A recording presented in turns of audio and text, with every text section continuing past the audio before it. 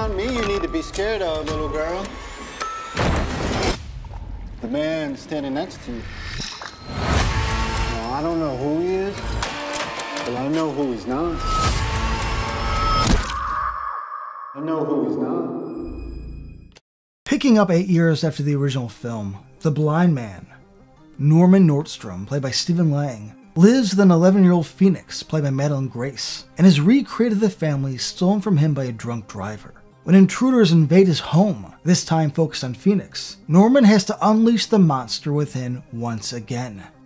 2016's Don't Breathe was one of those late summer horror offerings that was completely unexpected. Director Federico Alvarez delivered a satisfyingly tense and thrilling home invasion thriller that added a layer of complexity because you felt at odds with who you should be rooting for. There was a simplicity to the proceedings that made the film all that more effective, and the game of cat and mouse had you on the edge of your seat until the very end. Despite how well made the film was, there was nothing to suggest that this would be more than a one-off. It's a well-contained idea for a film that didn't hint at franchise ambitions. But again, this is the horror genre. When studios see dollar signs, suddenly a new boogeyman can be born. The existence of Don't Breathe 2 seems purely financial. The first film cost about $10 million to make, and made over $157 million worldwide. I mean, you can't really blame Sony for trying to tap into this world again, but it ultimately proves to be a mistake. You see, Don't Breathe had the benefit of the element of surprise, while the sequel feels like it's retreading some of the better moments of the first film with weaker results. Fede Alvarez has stepped aside as director, although he does share screenwriting credit with the sequel's new director, Rodo Sayagues.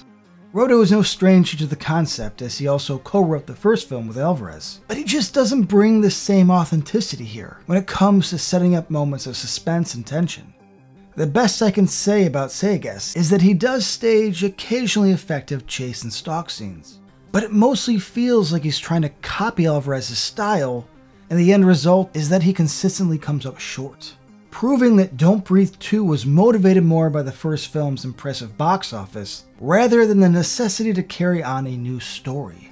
You see, none of what happens throughout the film feels necessary. The plot is extremely thin, and while explanations are given as to how 11-year-old Phoenix ends up living with Norman, and why the intruders have picked them to terrorize, it doesn't justify the road it takes to get there. The most glaring problem with Don't Breathe 2 is how Norman is presented this time around. There was a bit of mystery to the character in the first film, and once we're given the shocking reason as to why he isn't a mere innocent blind victim, it's just enough to make him disturbingly chilling.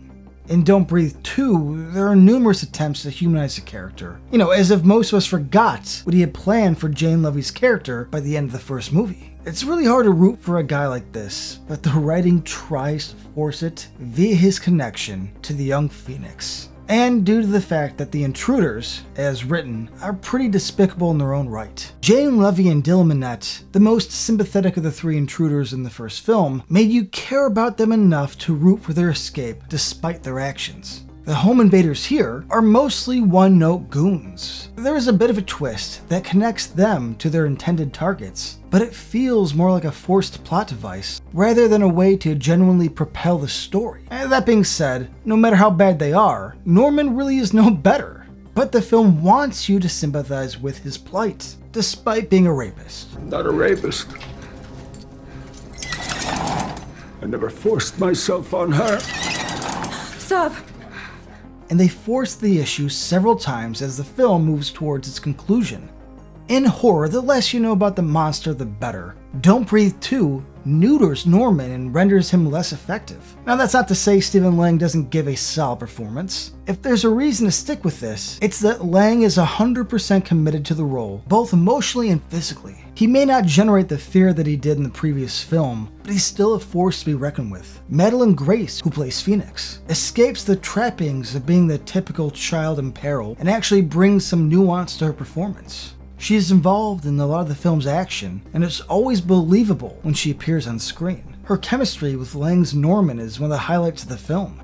Horror fans who accept the sequel for what it is may find something to love here. There's plenty of gore, and the film's climax hints at some of the tension that made the first movie so effective.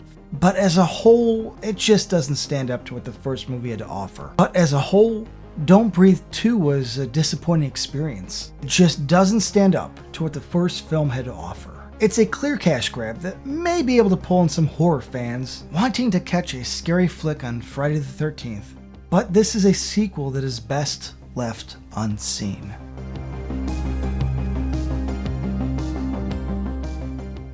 How you doing? I just want to tell you, Mr. Lang, I'm such a huge fan of yours. I'm a really big fan of the show that you did, Crime Story. I watch it all the time. Dave Abrams. Thanks, Chris. It's great to hear that. It was a good old show, wasn't it? Oh yeah, man, you're the man. Watch it all the time. Okay. Yeah. Okay, cool. So I wanted to ask you, one of the things that I really thought was kind of interesting about Don't Breathe 2 is that in this one, there's way more sympathy for Norman as compared to the last movie. And you're kind of on his side throughout, which maybe you weren't as much in the last movie, at least I was. And I was just wondering, for you, what was it like to kind of bring that layer of sympathy to a character that was kind of in some ways like the boogeyman in the first film? Well, I wasn't in any way attempting to court anyone's sympathy or even to court their empathy. Mm-hmm. I was just trying to accomplish the task, or the character is trying to accomplish the task at hand. He's moved beyond. In the first one, what you can appreciate about the character is that he's doing what he needs to do to survive. And, you can't blame any creature for attempting to survive, right? I think it's not a moral issue. It's an organic issue. You fight for survival, but it's changed. In the second, he's actually got something to survive for. He's actually got a purpose and a legitimate sort of reason to be alive. He's more than just taking up space right now. He's actually has a responsibility to, and we can debate, you can talk about whatever kind of moral ambiguities you want with it. The fact of the matter is he has made himself, or some kind of divine cosmic power has made him responsible for this human life. And so I think that just necessarily changes how the viewer kind of feels. Well, I mean, I was on his side throughout, to be honest. But I was even kind of in the first one, but much more so in this one. But what I also really thought was amazing was you have this really kind of tight choreography in the movie of the fight scenes. And I was wondering, how challenging was that to kind of have to participate in these kind of extended action scenes that I thought were really impressive, especially compared to the first one. But the whole time you have to be blind. You can't actually see the guys that you're fighting. And I was just wondering, that always fascinates me when I see people doing that. And I was wondering how you would even go about that in the first place.